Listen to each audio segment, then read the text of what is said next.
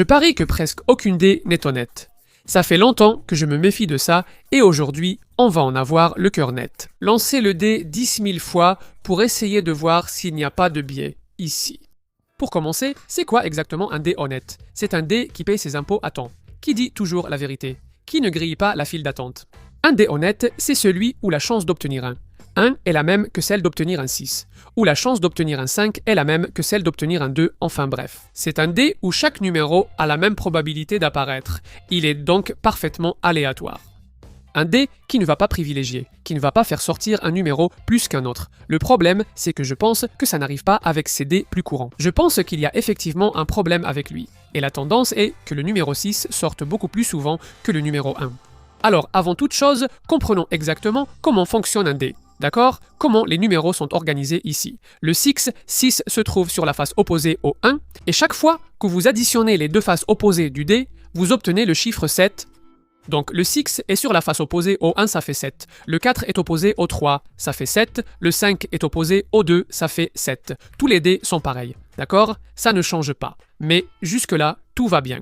Cela ne change rien à la probabilité de tomber sur un numéro ou un autre. Le problème, c'est que la plupart de ces dés ont des petits trous. Les chiffres sont marqués avec des trous dans le plastique qui forment le dé. Et ce trou, oui, peut influencer la façon dont le poids est réparti. Et là, Alison est impatient de vous expliquer comment fonctionne le centre de masse du dé. C'est le point d'équilibre là. Tout objet a un centre de masse, et ce centre de masse est le centre d'équilibre de cet objet. Quand j'arrive à équilibrer ce manche, ça veut dire que son centre de masse est au-dessus de mon doigt. Il est au-dessus du point d'appui. Si par exemple j'augmente la quantité de masse d'un côté, si j'augmente le poids d'un côté, le centre de masse change. Il se rapproche de l'endroit où il y a plus de poids.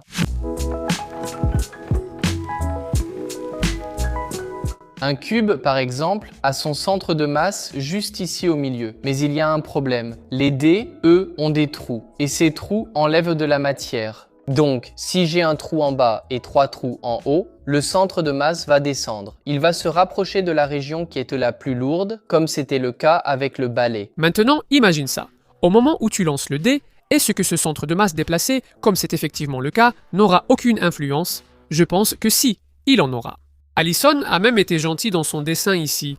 Il a mis un trou de ce côté et 3 de l'autre. Mais sur le vrai dé que j'ai dans la main, du côté opposé, il y a 6 trous. Donc, la différence de poids entre un côté et l'autre est très grande. Est-ce que ça n'influence vraiment rien quand on lance le dé? Je trouve ça impossible que ça n'influence pas. Ça va influencer? Oui. Ce que je crois, c'est que la tendance à ce que le numéro 6 se retrouve face vers le haut sera beaucoup plus grande que pour les autres numéros, parce que ce numéro est plus lourd. Mon soupçon est devenu encore plus fort quand j'ai vu ce dé ici. Regardez comme il est joli, un dé en acrylique transparent, super symétrique, et que j'ai payé 50 rayés, c'est un dé professionnel. Qu'est-ce que ça veut dire? Il est utilisé quand des gens jouent pour de l'argent, quand il ne peut vraiment pas y avoir de défaut. Aucun problème avec le dé. En quoi est-il différent de l'autre? En plus d'être plus joli, ce dé a bien des trous, mais ils sont remplis avec une matière blanche, donc au final, c'est un dé très symétrique, il n'a aucun creux. Et le simple fait qu'il existe est déjà un grand indice que l'autre dé, celui qui vient avec les jeux qu'on achète au quotidien, n'est pas si fiable que ça. Donc l'idée ici, dans cette vidéo, c'est de faire le test. On va pouvoir comparer la performance d'un dé qui est censé être professionnel, parfait, avec celle d'un dé ordinaire du quotidien. Mais il y a encore un troisième type de dé que je voulais tester, c'est le dé pipé, celui qui est fait pour fausser les résultats, le dé truqué. N'ayant pas trouvé ce dé à acheter, Alison va en fabriquer un. L'idée, c'est de mettre exprès plus de poids d'un côté que de l'autre, pour que le dé tombe vraiment sur la face qu'on veut. Iberé m'a demandé de truquer le dé. Il y a plusieurs méthodes, mais on va utiliser la plus classique. Percer un trou à l'emplacement du point et y mettre du poids. Ici, dans ce cas, on a le dé et on va utiliser du poids. Ce sont des petits morceaux de clous. En général, les gens mettent le poids sur la face du numéro 1 et cela fait que le numéro 6 tombe plus souvent vers le haut. Mais comme on veut vraiment exagérer le résultat, on veut aller plus loin, on va mettre 6 petits poids sur la face du numéro 6. Pour fabriquer le dé, au départ, on va faire les 6 trous dedans en utilisant ici la perceuse. Donc on a pris un forêt de 3,5 mm et en utilisant la perceuse à colonne, on a fait les 6 trous. Et on a mis un peu de colle dans chacun des trous. Juste après, on a placé un petit morceau de clou dans chaque trou. Pour finir, on a mis un peu de colle dans chacun des trous, puis on a mis de la pâte époxy, qui est cette pâte où l'on mélange une partie A avec une partie B et après un certain temps, elle durcit. On a bouché la surface du trou et avec un clou, on a terminé en faisant le détail pour que ça ressemble aux côtés qui n'ont pas été modifiés. Et pour finir, on va peindre les petits trous en noir. Il est temps de commencer ce test, non? Tu dois déjà imaginer qui va lancer les dés. Voici le tableau. Tu lances le dé. À chaque chiffre obtenu, tu marques sur le tableau. Par exemple, si tu obtiens 2, tu fais un bâtonnet sur le 2. Tu répètes cela 10 000 fois. 10 000. 10 000 fois, bien sûr. Pourquoi le lancer 10 000 fois? Si on lance le dé, genre 10 fois, ou même, je sais pas, 100 fois, on ne peut pas vraiment savoir s'il est truqué ou pas, parce que les chiffres sont aléatoires. Il est donc probable qu'un numéro sorte souvent et l'autre rarement. Plus on lance le dé, plus on obtient un résultat fiable, un peu comme un sondage électoral.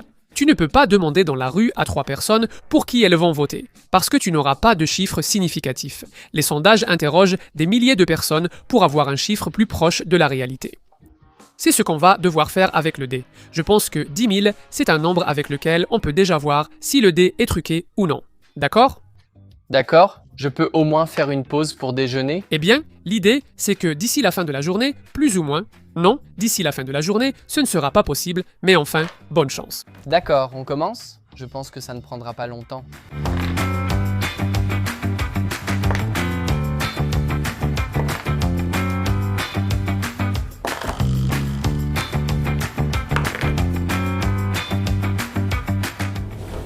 Alors, Alison, ça marche?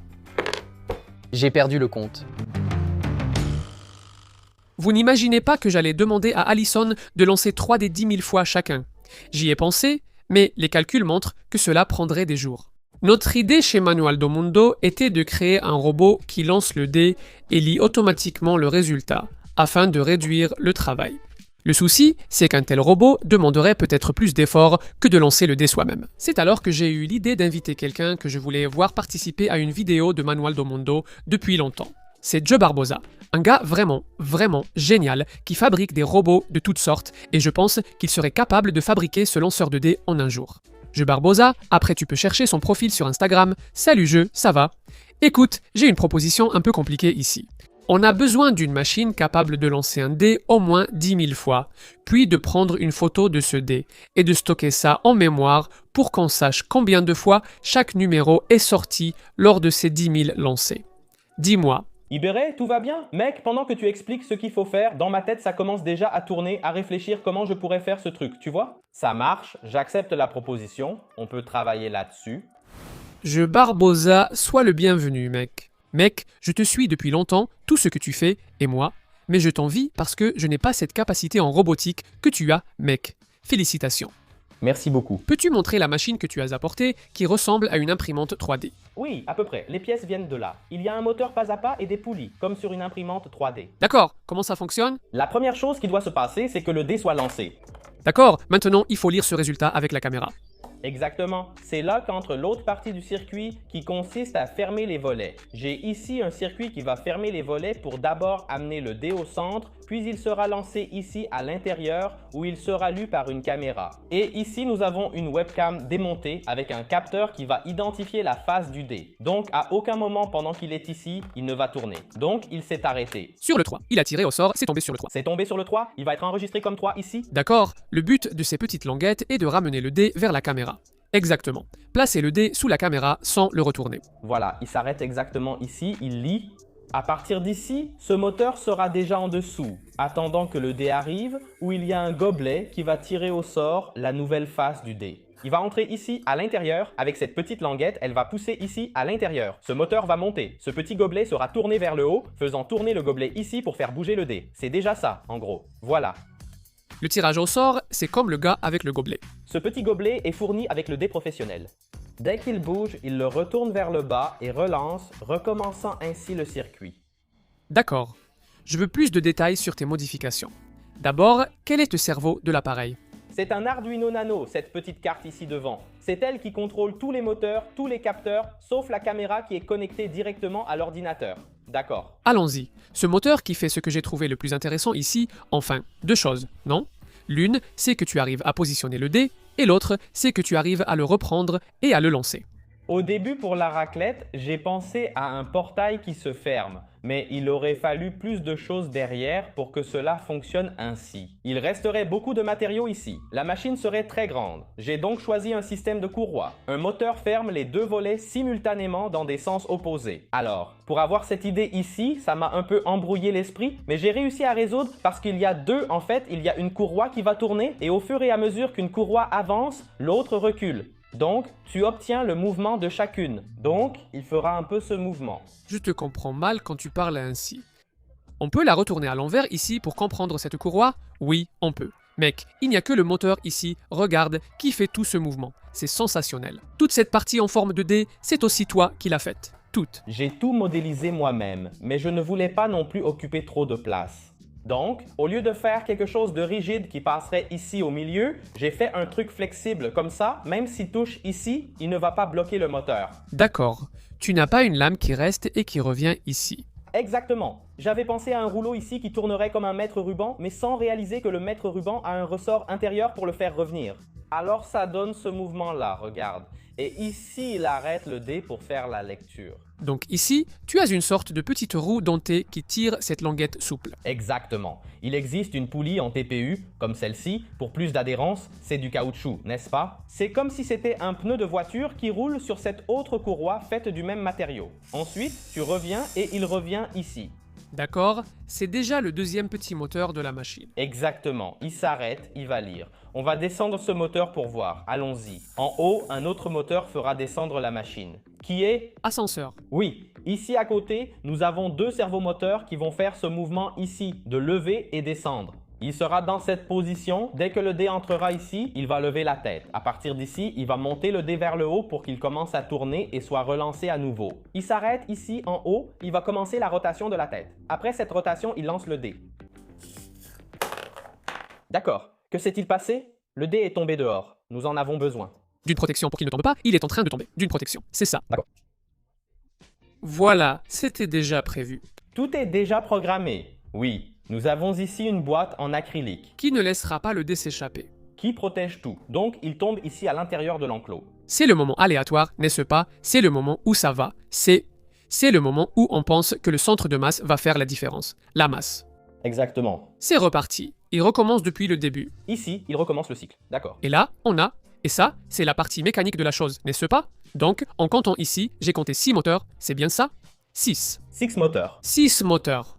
En plus de toute cette imprimante 3D pour lancer les dés, il y a aussi le logiciel qui arrive à lire le résultat du dé et qui va le comptabiliser, n'est-ce pas? Ça s'accumule là pour qu'on puisse avoir le résultat après. Comme ça, il n'y a pas besoin d'avoir quelqu'un ici à regarder, n'est-ce pas? Prendre une photo pour garder une trace. 24 heures exactement. Alors, comment as-tu fait le programme? Le programme comporte deux types de code. Le C++ qui est un langage de programmation que l'Arduino comprend et le Python qui a été utilisé pour la caméra afin que l'ordinateur puisse lire la caméra pour identifier la face. D'accord. Et dis-moi une chose, combien de temps cela prend-il depuis que tu prends le dé?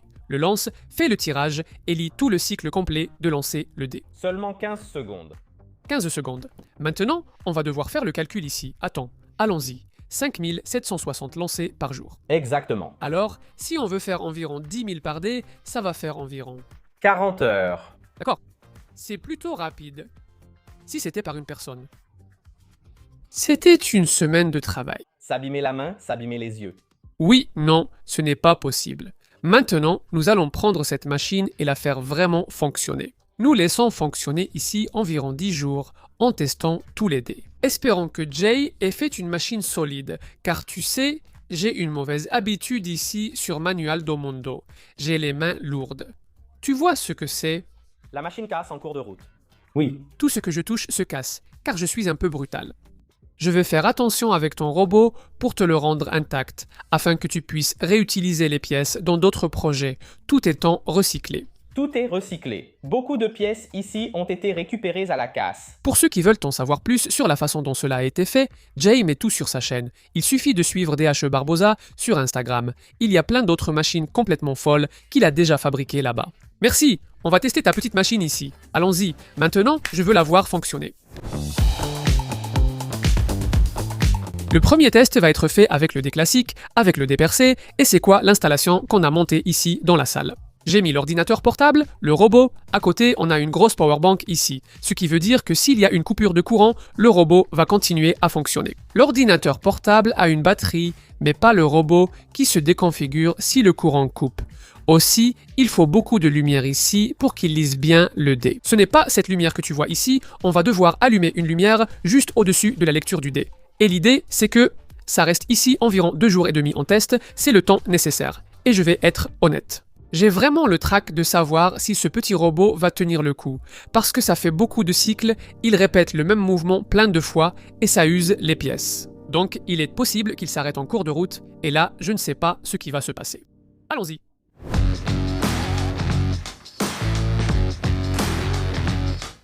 Commençons.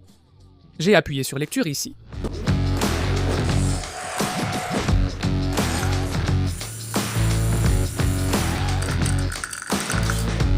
Je dois vérifier s'il lit bien les chiffres avec la lumière installée. Peut-être que quelqu'un va dire que faire ça avec un robot fait que le mouvement n'est plus aléatoire, parce que le robot fait exactement le même mouvement plusieurs fois. C'est vrai que le robot enlève un peu de ça, mais on a mis plusieurs mouvements ici pour que ce soit de plus en plus aléatoire. Regarde. La première chose, c'est cette rotation qui est assez violente, ça fait tourner le dé 2 fois, puis il recrache le dé. Parfois, il frappe ce support, parfois il ne le frappe pas, et il tombe encore et roule. Une preuve que ce n'est pas répété, que le mouvement n'est pas toujours le même, c'est que le dé tombe à chaque fois à un endroit différent.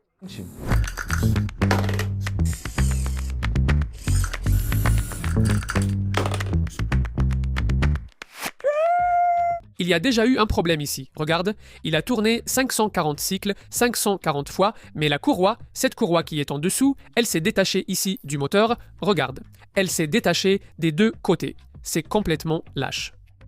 Ouais, ça ne va pas être facile, il faut faire une maintenance sur le robot ici pour qu'on puisse continuer. J'ai déjà envoyé un message à Jay, il m'a déjà expliqué ici comment faire, mais faire ce truc de faire tourner 10 000 fois pour chaque dé, ça ne va pas être facile.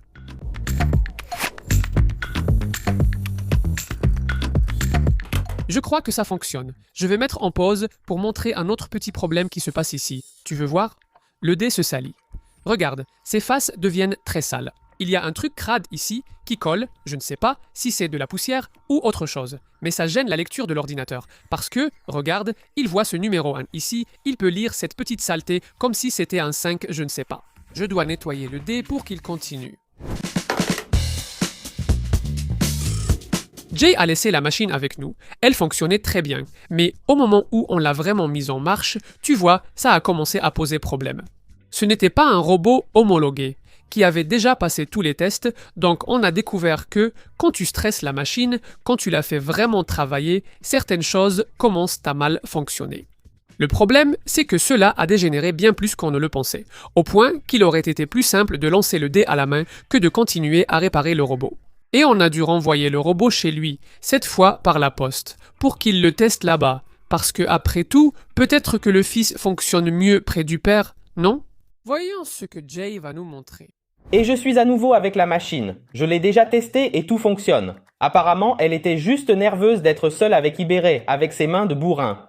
Je plaisante, la machine avait des problèmes et je vais vous montrer ce que j'ai fait. J'ai surtout remplacé le moteur qui pousse le dé vers l'avant. Le moteur d'origine ne supporte pas les changements rapides de direction, ce qui provoque une grande usure à l'intérieur. Et la deuxième chose que j'ai faite, c'est de modifier un peu le code. Je l'ai rendu plus léger. J'ai réduit la vitesse de la machine pour éviter que l'Arduino ne se bloque. Bon, maintenant que la machine fonctionne à 100%, passons enfin au test. J'ai installé la machine, branchée à l'ordinateur et nous testons le premier dé. Voici le premier lancé.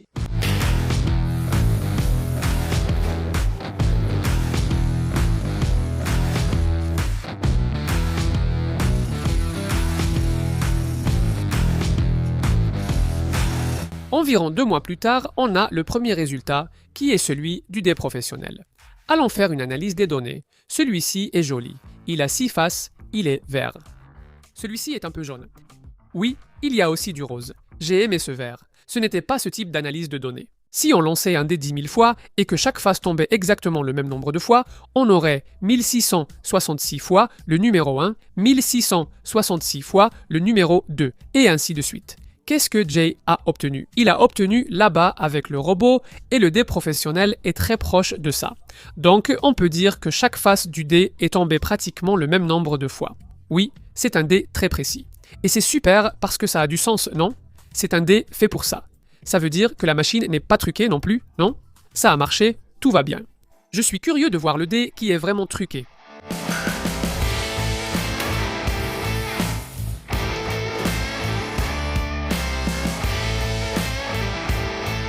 Ce que tu laisses.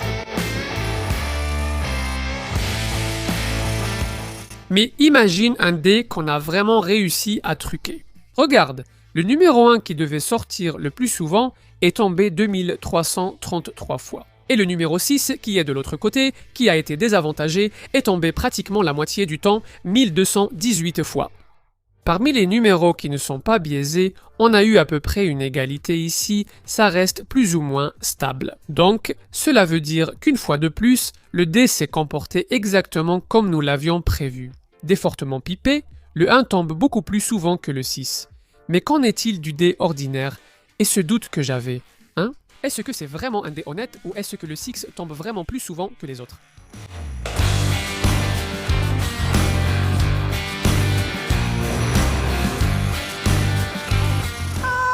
Eh ben, regarde ce graphique ici. Le numéro 1 est tombé 1546 fois, ce qui est en dessous de la moyenne là. Non, qui est de 1666. Le numéro 2, 1623, puis 1654, ça forme un escalier jusqu'à arriver au numéro 6 avec 1770 fois. Le numéro 6 est tombé beaucoup plus de fois que le numéro 1 exactement. Exactement comme je l'avais prévu. Oui, le dé est truqué et on a découvert encore une chose ici. Non seulement le chiffre 6 sort le plus souvent, mais plus le chiffre est élevé, plus il a de chances de sortir. Et ce n'est qu'après avoir vu ces chiffres et en regardant le dé que j'ai compris que ça a tout son sens. Regarde de près. Imagine que le dé est dans cette position instable ici. D'accord? Il est sur le point de tomber d'un côté ou de l'autre. Il hésite entre le 2 et le 1 lequel va tomber. Ce sera le 2. Le 2 parce que le 1 est plus lourd. Ou s'il se trouve dans cette autre situation ici, entre le 5 et le 4 lequel des deux va se retrouver sur le dessus. Ce sera le 5 parce que le 4 est plus lourd. Ou s'il se trouve dans cette autre situation ici, entre le 6 et le 3 lequel va se retrouver sur le dessus. Ce sera le 6 parce que le 3 est plus lourd. Le nombre le plus petit est toujours plus lourd que le nombre le plus grand. Donc le nombre le plus petit a toujours tendance à rester en bas et le nombre le plus grand à rester en haut. Et ce n'est pas tout. J'ai découvert que le même phénomène se produit. Ça se produit aussi sur la partie inférieure du dé. Regardez comme c'est fou. S'il est ici, instable, prêt à tomber entre le 5 et le 3, si je regarde sous le dé, je verrai le chiffre 2 et le chiffre 4. Le 2 se trouve à côté du 3 et le 4 se trouve à côté du 5. Autrement dit, le plus lourd, qui est le 2 est à côté du 3, qui est aussi plus lourd. Donc, la moitié entière du dé de ce côté-ci est plus lourde que la moitié entière de l'autre côté. Et cela arrive toujours. Cela arrive dans n'importe quelle combinaison. 30 000 lancers de dés pour qu'on découvre ça. Si cette vidéo ne mérite pas un pouce bleu, je ne sais pas ce qui le mérite. Et...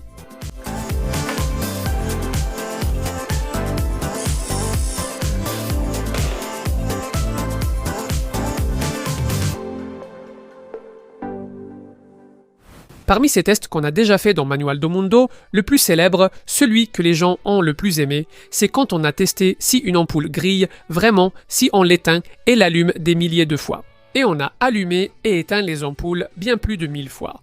Ça vaut le coup de regarder et de voir le résultat final.